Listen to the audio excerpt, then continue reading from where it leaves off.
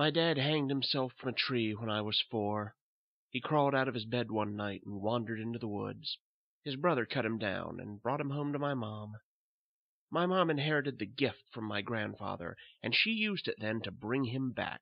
She took that puppy from the barn and slit its throat and traded its life for the life of my father. It was a trade, and my family had been doing it for ages.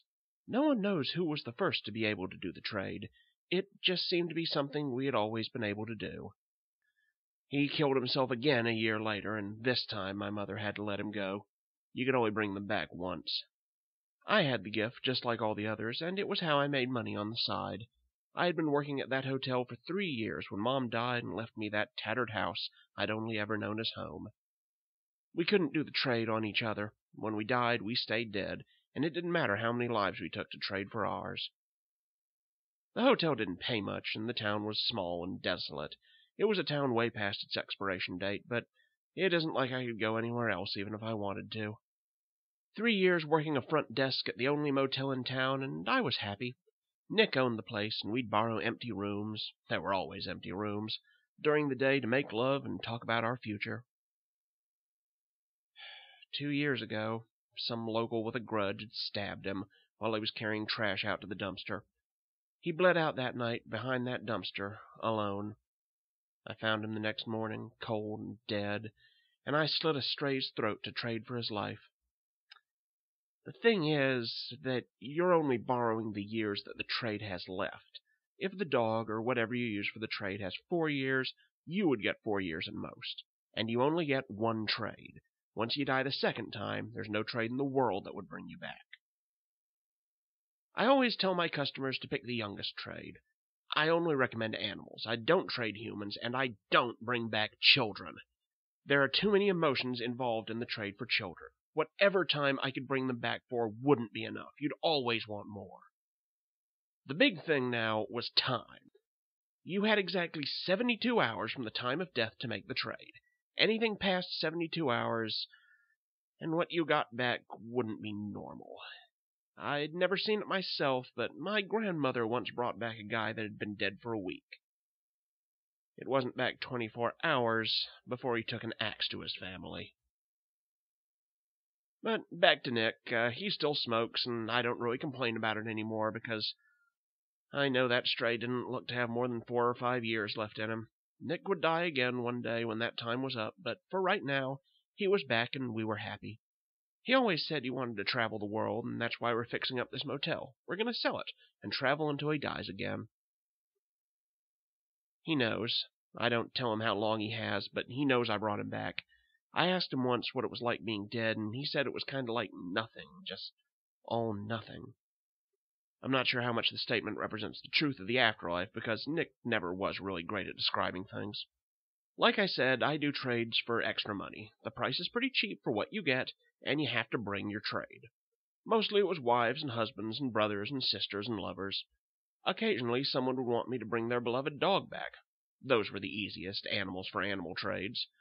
A little girl once paid me in nickels to bring her pet mouse back using a fish.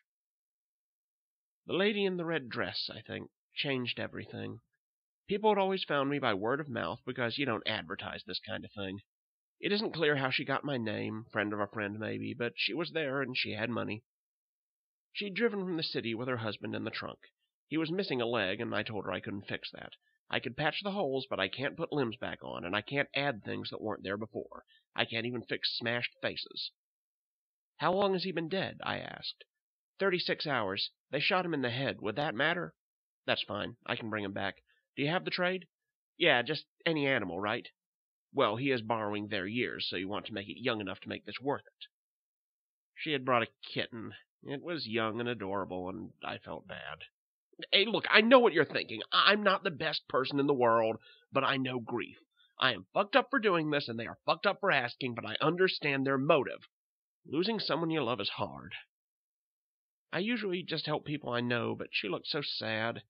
I know that look in her eyes, because I had felt that when I saw Nick laying there all cold and alone. I took the cat and the money she waved in my face. The procedure itself is pretty simple. It has to be within 2 hours of dawn.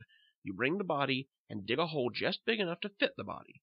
You put the body in the hole and spill the blood of the trade over the body. I then make a cut on my hand, wiping the blood over the eyes of the body. A penny is then shoved up the nose before burying the body and the trade with just enough dirt to cover everything. Then you wait, and if you did everything right, you have a successful trade. After she left with her successful trade and eyes full of grateful tears, I didn't really think anything would change. I had plans to stop what I was doing, but I had hopes to help Nick and I save up enough to disappear before his time ran out. I think that's how I justify it now. 2 weeks ago, this man shows up to the motel and asks for me specifically. He wants me to do a trade for him. I tell him no because of the weird vibe I get from him, but he starts crying and telling me about his daughter and how much she meant to him. I should have known something was wrong, but I went through the questions and instructions like I do everyone. I felt bad for him. Bring a trade and the money. Bring shovels. No humans. No children. Be prepared to wait. Nick was always supportive. He said I must have that gift for some reason. He asked before I left the house if I needed him to tag along, but I told him I'd be home soon. He always waited up. When I got to the wooded area he had chosen, he was there with 2 of his friends. Big, burly types that looked like they had things to lose, and I know I should have ran. I need to see the body, I said. On the ground was a little girl covered in a sheet. I don't do children. There is no trade worth going through watching them die again, he begged. How long has she been dead? I asked. 72 hours. I sighed. I had never brought back a child, but I had heard the stories. People who brought them back only to lose them again.